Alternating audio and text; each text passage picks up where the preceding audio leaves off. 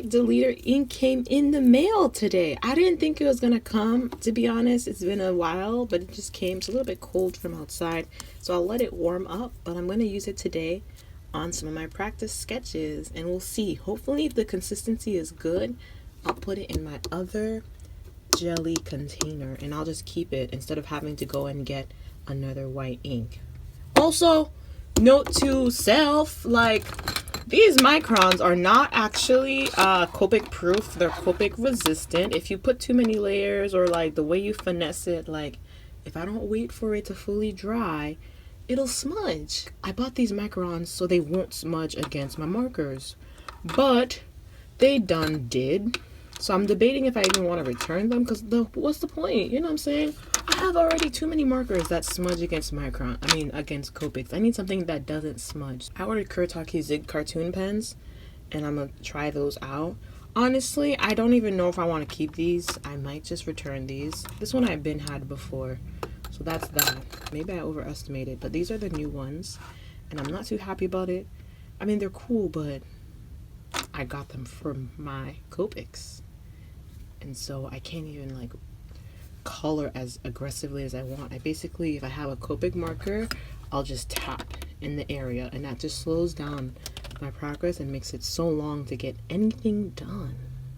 It's terrible. It's really just terrible. Okay, so here we are with my white deleter ink, and we are going in with the B1 nib. This is the biggest cartooning nib that I have, and upon opening it, let me be gentle because last time my other ink exploded. So upon opening this, it's pure white. There's no film on it. Oh my goodness, it's just pure deleter ink. And so let's see, it's supposed to be opaque. It's 30 milliliters. Oh, I'm excited. It's thick. Oh, it's thick. You can just see, look at it globbing everywhere. I don't know if it's too thick. Maybe it's something you apply with a brush. It's kind of like paint almost. Yeah, I would say definitely more the consistency of paint. Oh, okay, you know what I should do? Let me put this in some water. This is the consistency I would use with my C nib series. Back at it again. I let my other one soak, and now we're coming in with the C3, and let's see if that helps any better. It helps a little bit, but it's still super pasty.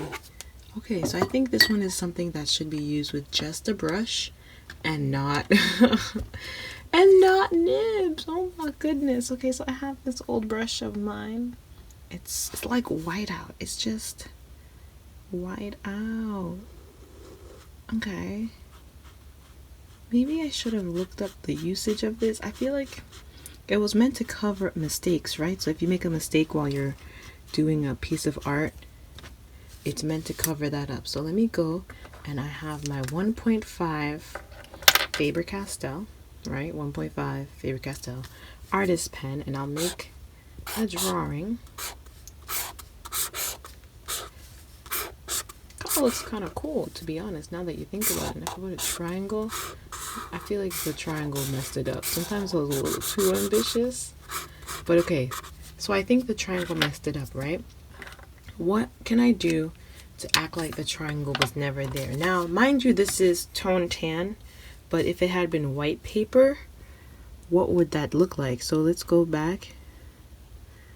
Oh yeah, I think it's definitely to cover up mistakes, because it's covering up this ink nicely.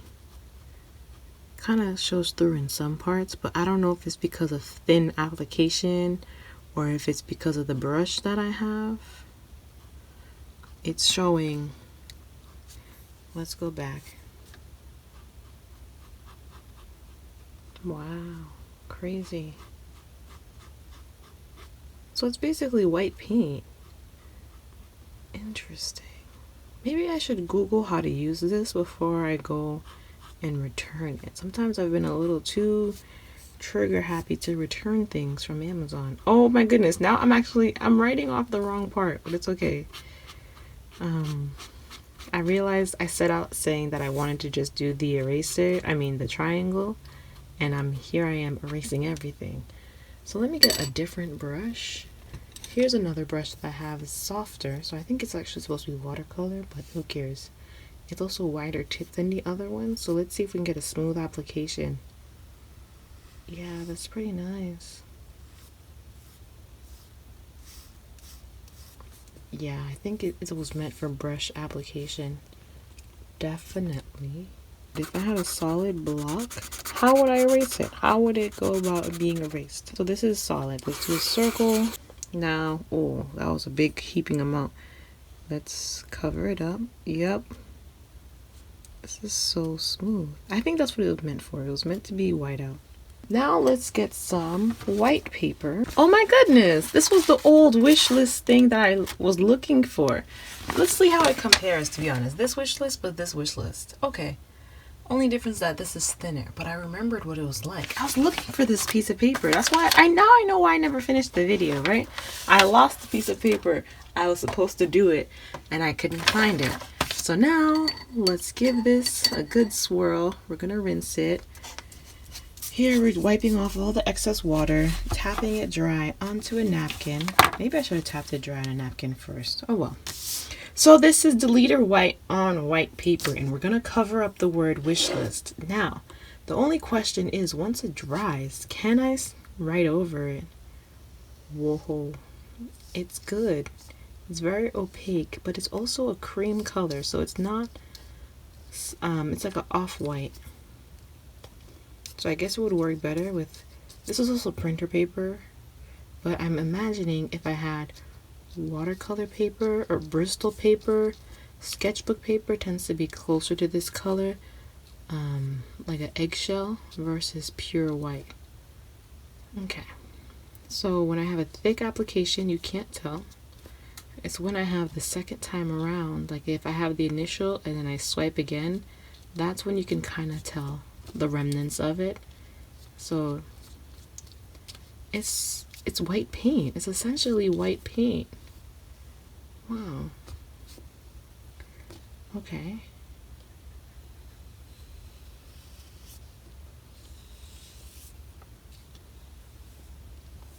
This is so cool, but it's also so useless. I had wanted something that I could use my dip pens to actually write with, something I can do highlights with, something essentially to replace my Jelly Roll. Anything that I would do with the Jelly Roll pen, I wanted to be able to do with a nib and dip ink. So this is not what I was looking for whatsoever, but it's still very good for someone who may need something like this. I'm just going to set that out and let it dry. I'm going to put this to soak in some water. And hopefully maybe a little bit of it that I had dried. Anything that looks like it's dried. This looks like it's pretty dry. Yeah, it's pretty dry. Okay, let me get a clean finger. This finger is clean. And it's still clean. So that's how we know this is clean. So now we're going to go back with our Faber-Castell and see if we can draw on it. Yeah, and you can draw on it just fine. Let me get the same clean finger. This is also dry. So it's quick drying, which is nice. Like if you don't have heaps and heaps and heaps,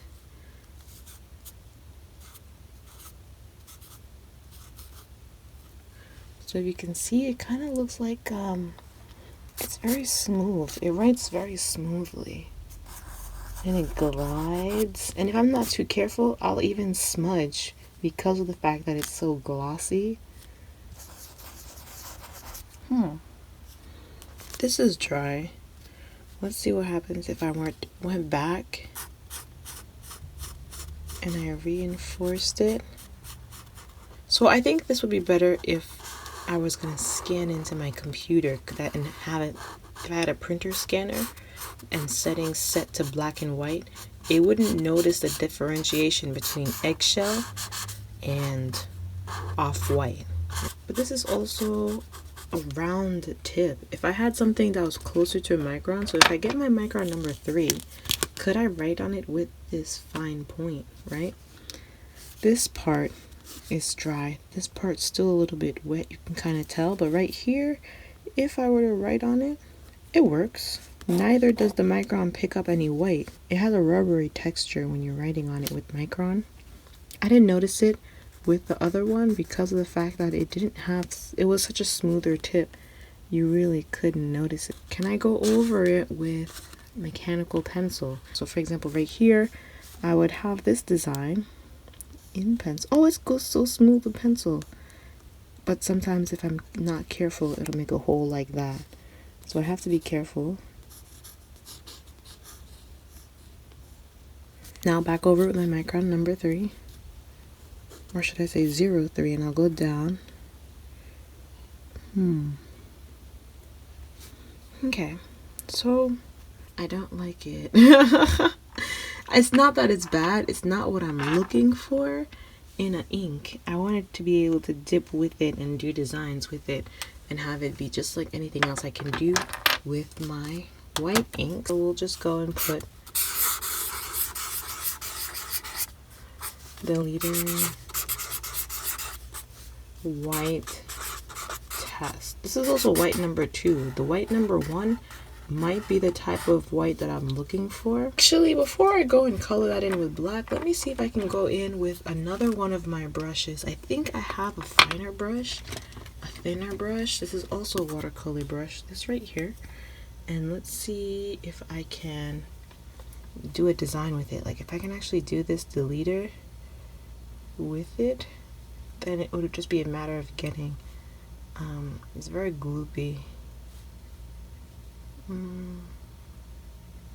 Never mind. I was gonna say if I could actually use it and just a matter of getting thinner brushes, then I'll be all set. But no, it's very, very thick and rich, and I waited a month for this just to be wholly disappointed.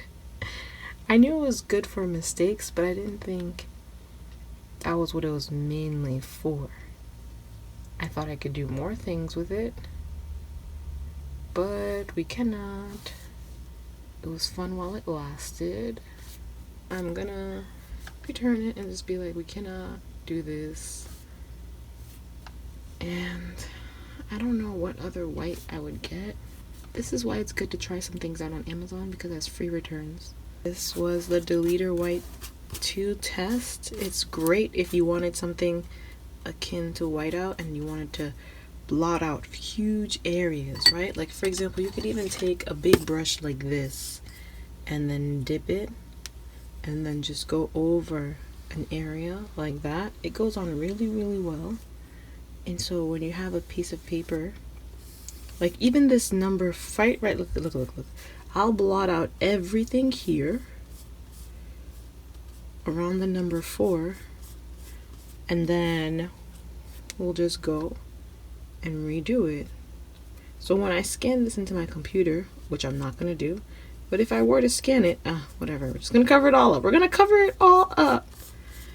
I could go and scan it into my computer, you know what I'm saying? But it's very much, honestly, the way that this is looking, you'd be better off just getting white acrylic paint. I don't understand why I have to go and pay for Deleter when I can just get white acrylic paint. What is so, I don't know what's so special about this. It's not, I'm gonna stop.